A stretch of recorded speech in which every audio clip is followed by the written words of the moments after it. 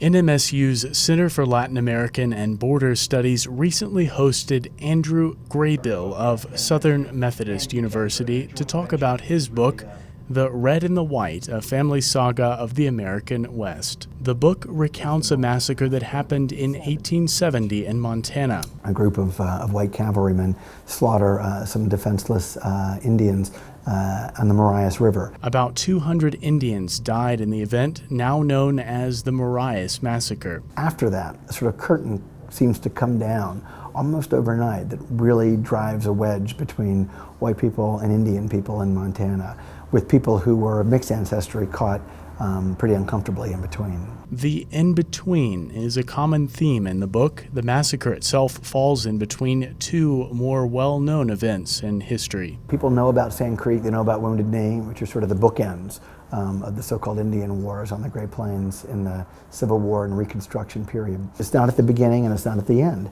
It's sort of in the middle of these episodes, these sort of horrible spasms of Indian-white violence. During his research, Graybill met Don Pepion, a member of the Blackfeet tribe who is now a Native American studies professor at NMSU. He had gotten my name from some of the people back on the Blackfeet Indian Reservation in Montana, so he contacted me. It's important to know the information Pepion gave Graybill was mostly word of mouth. Native American history is still passed down by the oral tradition. The genesis of indigenous people and the Blackfeet or Piikani is kept alive through this oral storytelling method, but also through ceremony,